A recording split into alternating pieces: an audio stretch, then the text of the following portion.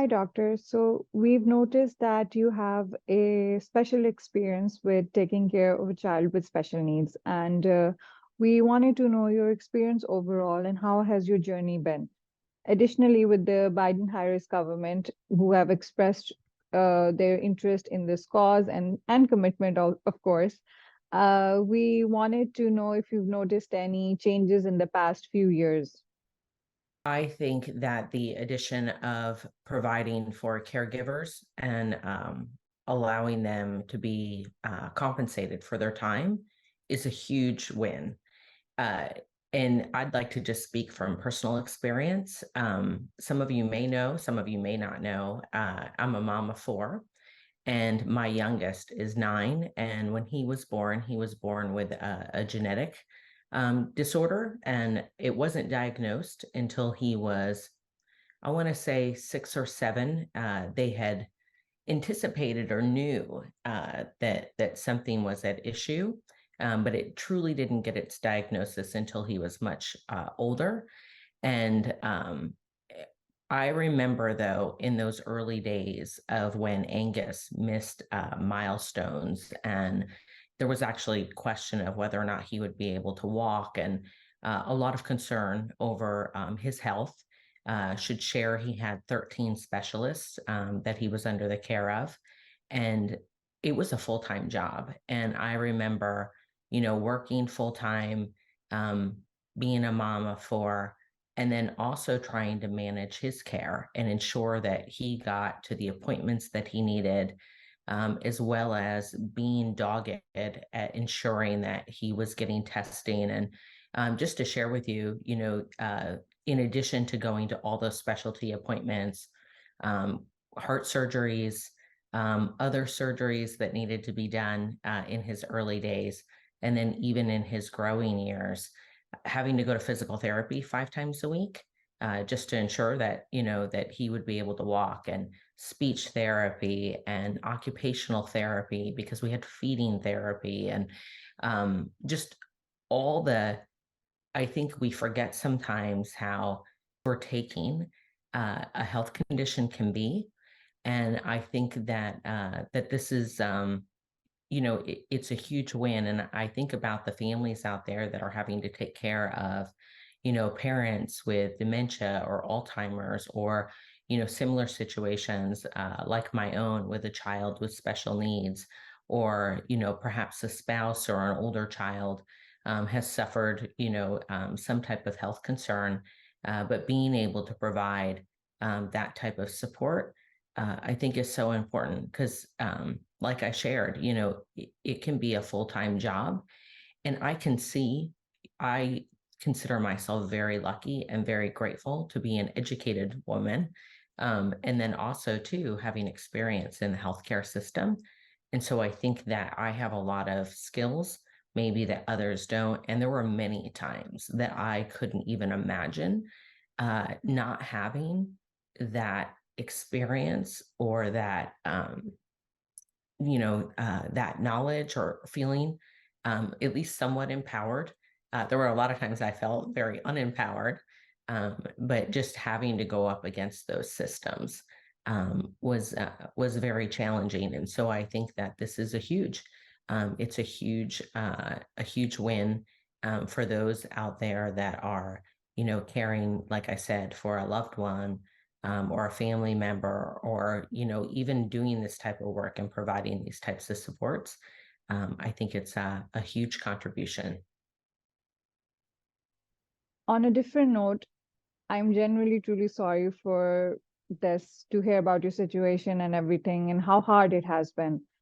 Uh, if you would like to express any changes in the system, what would they be? So, it makes it better for people like you, for parents or for loved ones who have kids with, special needs or other people, that is. I think one of the biggest challenges was the bureaucracy of the system, and this may depart somewhat from priority 4, but just trying to get access to care was always a challenge.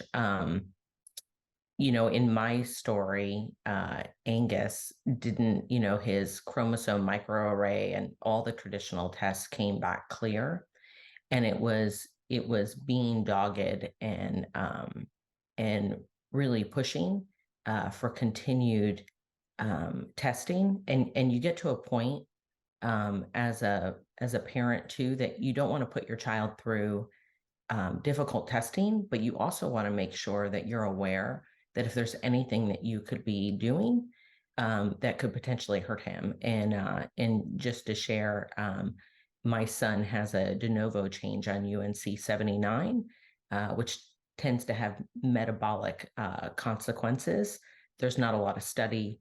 There's not a lot of people in the world with this change, and so it's still something that's somewhat understudied, though he is a patient at LA Children's, and there is some work being done there and around the world. And so very exciting in that they're, finding things out more and more. It's paired with a defect on UNC 80, which can be very, can have significant consequences. And so I would say, access to care, and then providing those supports. I mean, there were even times when, in just sharing, when he was going through physical therapy, we had what was called an elite PPO. And because it carried a copay, I was very lucky to have that insurance as an employee at the time of HealthNet. And I can remember that they didn't necessarily understand at the hospital how the insurance plan worked. And then on top of it, because we had cystic fibrosis in our family, that was recorded as my son's. Originally, my son's diagnosis was cerebral palsy, and until they could find a better diagnosis, and someone had coded. So this goes to show you where coding is really important. Someone had coded cystic fibrosis, and because cystic fibrosis is not a condition in which one can recover, and so for physical therapy, it wouldn't be seen as contributing right to his betterment. It wouldn't be a covered service. And after a month's worth of physical therapy, I got a bill for over $16,000. And I knew with my insurance at the time that it wasn't something that I was responsible for, because I paid my insurance premiums and it was covered under my benefits. But I had to fight for 18 months in order to have that reversed. And I think that is the true story of our healthcare system is, you really need to have the knowledge and the tenacity. It's been many years and it still affects me. But just to have the tenacity to continue to pursue that. And it truly was a fluke. The person that I had been dealing with at the hospital was on vacation that week, and I got to talk to someone else who took the time to look back in the chart and realize that my son was misdiagnosed, and that made the difference. And so I think that we're understanding that there is so much more, right, to one's health, and it's more than just the clinical aspects. You really have to think about all the social aspects that go into someone's health. And in order for people to be healthy, they need to rely on their caregivers. They need to rely on their supports. And those are often the folks that, I feel like you walk out of the office and you just assume that it's going to be picked up elsewhere. And it's just so difficult. And so I think that that it's a huge win to be able to recognize the contributions that our caregivers and our support givers provide, and support them. So I think it's a great thing. And want to say, if there's anyone that's struggling and going through challenges at this time, like those that I described, stick with it, and don't give up, and reach out to friends potentially that could help you, because like I said, the system is not an easy one to navigate. And I thank my blessings every day for the resources and the support that I have. But I know that not everybody has those benefits. And I know I found it very difficult, obviously. So I can only imagine what some families go through when they're having to do this type of, provide this type of support. So Doctor, I truly admire how you stood up for your son, the support you've given, and your resilience overall throughout this entire journey. But I wanted to know if there were any unexpected moments of kindness that you received from someone, maybe a doctor, maybe any family member or friend who kind of, went out of their way to help and support your family. Or was this a path that you had to navigate on your own? few bright spots.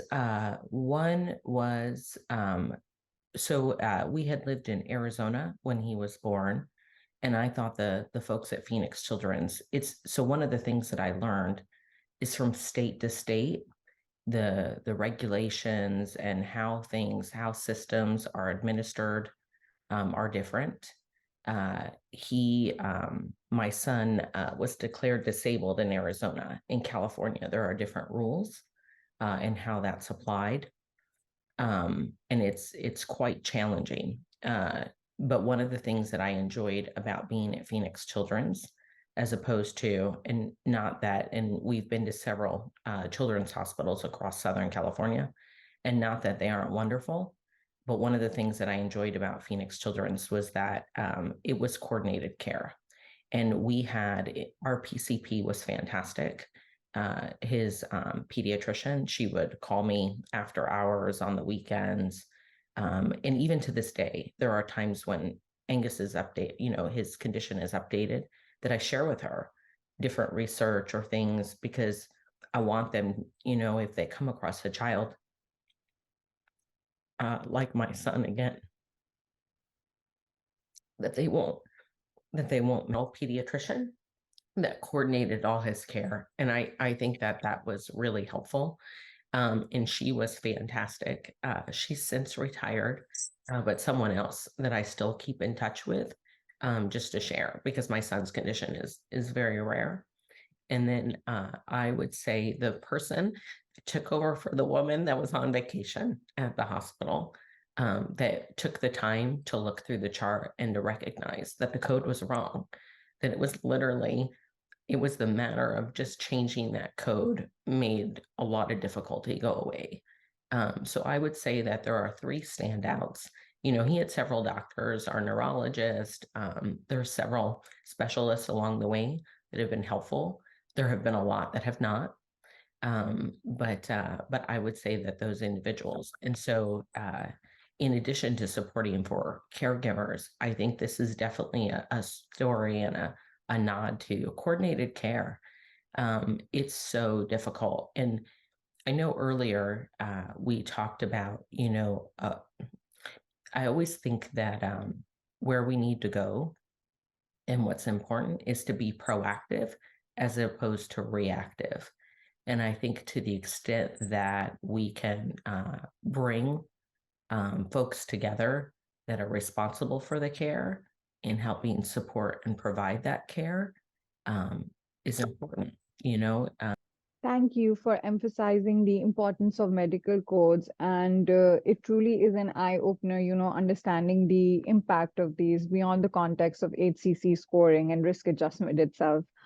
Actually, I wanted to know, or if you could give any advice to people who, because you said that there are a lot of people who might not have this experience that you have, this educational background and everything. So, what advice would you give to people who do not have this experience, and how they should navigate the complexities of this health system that is, and also especially particularly with this holiday season coming up, when people start reflecting on both their struggles and their blessings, how would you actually tell them to face these unexpected difficulties, or how they should go about this?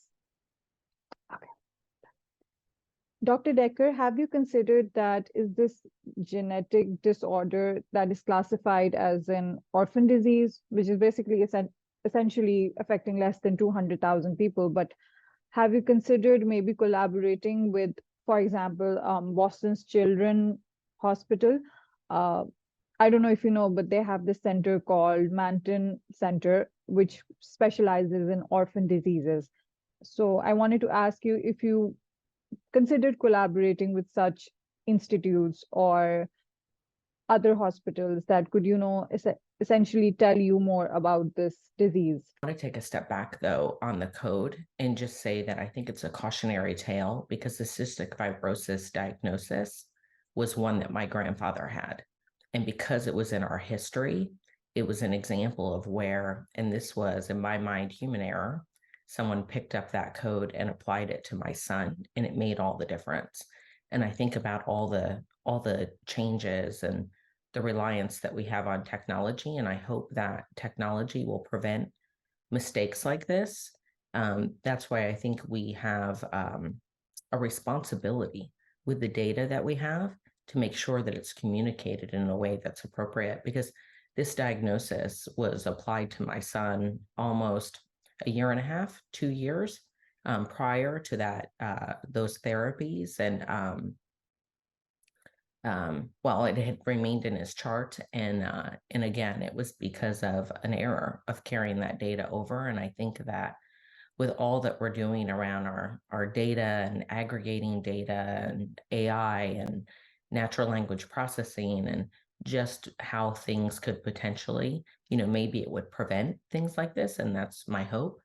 But making sure that those that are handling your data are good stewards of data. As far as advice and recommendations, I would say trust your instincts. There was just something that I knew that I needed to continue to fight for my son, and I think that don't let anyone talk you out of that. And if you feel strongly about something, you need to persist because you're the only one, right? You and your family, but you're the one who's always going to have their best interest at heart.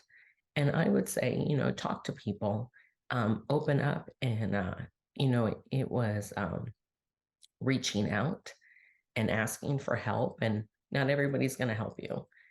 There's going to be days that you feel very alone, but I would say keep asking, because there will be people out there that will listen. And like I said, I was lucky enough.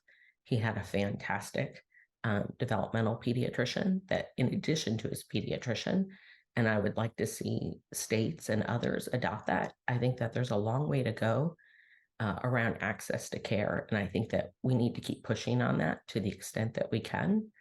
And I think, that person, and I would say to those that are watching this, be that person. Don't assume that everything is right, and be willing to be curious. And I'm grateful again for that woman that took over when the regular person was away at vacation, and took the time to take a look in the chart and find that he was miscoded, and make that change. It was huge. So those would be my recommendations to both families and to those of us that are in the healthcare field. I truly want to thank you for being here with us today and for sharing this story with us. You have truly been brave throughout this whole journey, and we really appreciate you for talking about this.